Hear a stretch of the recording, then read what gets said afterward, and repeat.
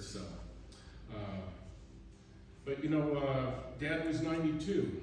He had a really good life. You couldn't ask for a better life he had. He had a wonderful wife. He had a great family, and he loved what he did for a living. There was only one airline in his eyes, and it was American Airlines, and he loved working there. So I look at it, and I think he never had to go to work a day in his life because he loved what he did. My dad was born in 1930. He had two brothers, Howard and George, and he had a sister, Bernice. And they were born, and they were, raised during the Depression years. It was tough. Dad used to tell us stories about how things were a struggle. But when he was 14, he got a job at the airport. He wasn't old enough to fly, but he got a job, and they used to let him clean the planes and wash the planes and fuel them up. And Dad was always interested in aviation. When he was 17, his own father passed away. So I look back on that, and I think at that point, all his brothers and sister and he himself realized that if they were going to get anywhere in life, it was going to be from hard work and effort. And they all worked very hard, and they all had very good careers. My dad, of course, was aviation bound from an early age. He graduated from Maycomber High School. He got an aeronautics degree. It was kind of a trade school as well. Soon after he graduated, he got his aircraft mechanics license. And he, at age 20, left Toledo because he knew there wasn't a whole lot going on there, and he headed out west because that's where the action was. That's where all the aircraft shops and manufacturers were. No one told him to go. He just decided on his own. He didn't know anybody out here, and he headed out by himself. Got a job early on as an aircraft mechanic, and then shortly after that, the Korean War broke out, and Dad did a couple years with the Air National Guard, serving his country. He was a mechanic on P-51s, F-86s. Finished up with that, and then got hired at American Airlines in 1954. He was a mechanic for 6 months, and then they were looking to upgrade mechanics to flight engineers, and Dad was chosen to be a professional flight engineer. He worked his whole career as a PFE. He started out DC-6s, DC-7s, Convair 990s, 707, and he retired in 2001 on the DC-10. He had a wonderful career. Growing up with Dad, he was a little hard to get along with, cantankerous.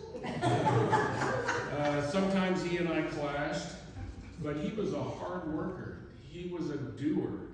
As a young kid, I remember vividly whenever Dad was at home, not on a trip, we were at home, we were doing something. We were mowing grass, we were trimming trees, shrubs, working on the house. When we weren't working on the house, we were working on the cars. We were always doing something.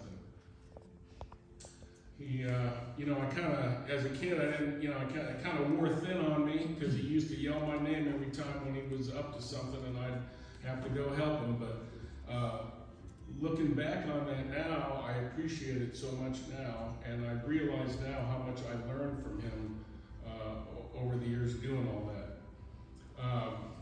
We worked hard, but we also played hard.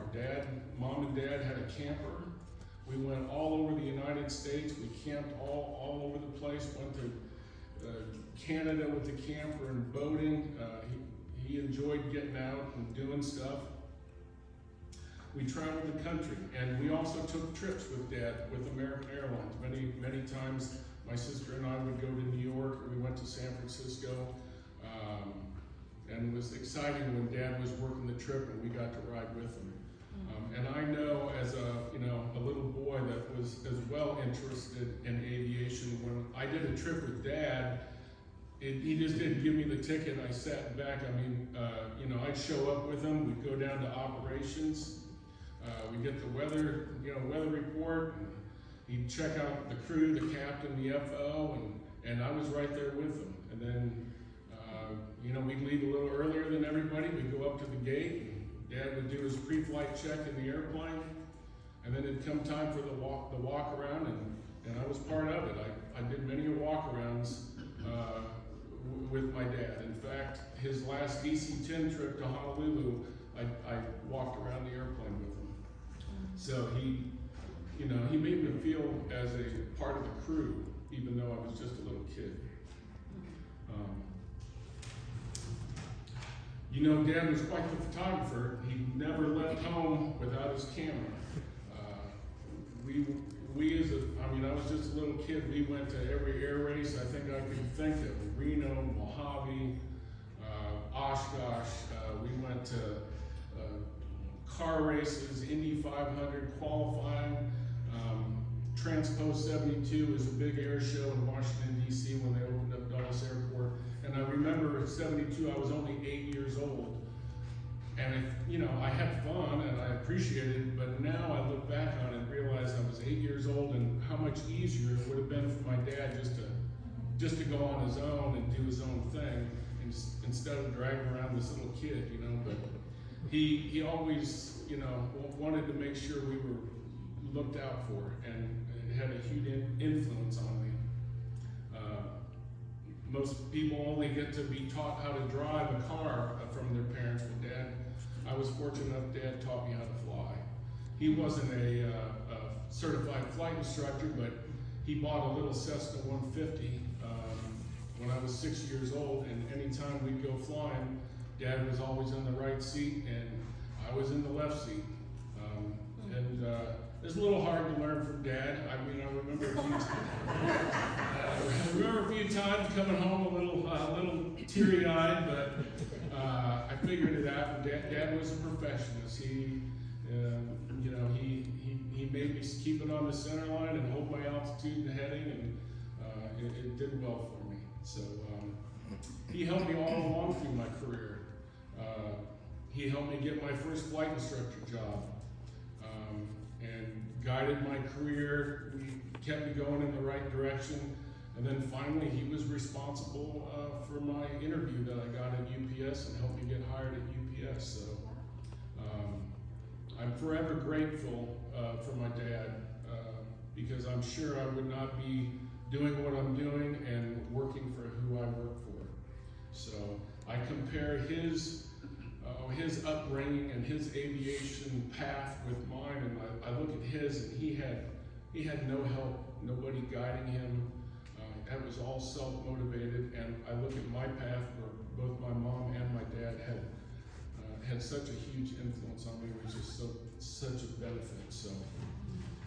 So today, Dad, we're gonna miss you. We're gonna miss your firmness and your unfiltered talks on life. I'm sure some of you have gotten those. But we're also gonna miss your caring and your helpfulness. So even though we're all sad, let us remember you and Mom for all the great things you did for us. And let us smile knowing that you and Mom are together once again. Polly and I have been friends since third or fourth grade maybe? Lived down the street from each other, thick as thieves growing up. And like you said, we had a lot of those life talks. And Mr. Neuman, he's always been Mr. Neuman to me, always will be. And I can say probably the best thing that ever happened to Mr. Neuman was your mom, Mrs. Neuman. Because as many times as he was after Polly and I over whatever we did, because I know we were perfect at everything we did. But and I always remember, just to go back with his mom, she had a great laugh, and she'd say, "Oh, Paul," and just everything would get diffused. But you talked about a few things. Your dad coming back from the depression type area and not having a lot. And I immediately thought of one phrase that Polly and I heard over and over again from him, and that was, "I could own this all my life, and it'll be just as good today as it was the day I bought it." And I look back at all the things that we broke and got into, those darn ripples down the street, and you know, Don't let them ride your bikes. oh yeah, don't let them ride your bikes. Don't. Oh my God! But you know, I look back at those times and I laugh now. You know, it wasn't so funny sometimes then, but I laugh now. I had a great opportunity, and like I say, Paul and I were inseparable in those years. You know, either it was at my house or I was at his house, going to school together, and then I was fortunate enough to get to travel with him, because we didn't have the trailer and the camper and whatnot to go, and Mr. Neuman was gracious enough to allow me to come along on many a trip, and whether it was the big trip up to Oregon, it lasted weeks. I can't believe we survived that. So, and a quick story of that, just starting out, I'm going to tell you a story about the light on the truck. And, you know, he had the beautiful Ford, you know, F-350 truck he had, tows a trailer with. And there was a light on the camper shell of that thing. It wouldn't work all the time. You know, Mr. Neuman would come by and give it a couple whacks and the light would come on, life was good. So we're getting ready to head out on the trip, and Paul and I are out there running around doing whatever. Hey, look, the lights on the truck's not working. So we go up there and we hit that light, and that thing cracked. Hadn't even left and we were in trouble. Oh my God. So we were able to get that thing and just stick it back up there and put it on there. We got in the back of the truck. We're like, oh my gosh, and I'm getting ready, you know, he could own that light his whole life. I mean, just did amazing about the truck. But he came by, okay, let's go, yeah, you guys are in there. And he goes, and you could hear him say something about the light. He goes up and he whacks that light, man, that thing shatters all over the street. And we're like, oh man, you know, I won't repeat what somebody had to say there, but we got in the truck and well, we were mum on the word on that. But, never knew the difference. We're like, ooh, all right, we might get through this trip yet. So, but all the trips we made out, the Omarage Dry Lake and the land sailors and the motorcycles and whatnot out there, I mean, these were all just great experiences. I have to say, until you found all the pictures your dad took of us, and then you showed my kids. Thanks a lot. But we just, you know, he was a good person overall. You know, like Paul said, you know, he cracked the whip. You know, he's a very smart guy. Well, you know, that brings up another story. I remember coming to your house one time not too long after Christmas, and I was riding down the street, and I see all this smoke coming from a house out the street. And then I see the flames coming out of the chimney, and it's Paul's house. And I'm like, oh my God, your neighbor, Romero, I think was his name, was out there, and his dad's out there with the hosing down the roof. And I'm like, I get down there, and well, Paulie, what happened? He goes, my dad put the Christmas tree in the fireplace and lit it up. I was like, oh my gosh, you know, look back on that now and laugh, you know, I thought the whole place was going to go up. But, I've never seen flames come out of a fireplace like that.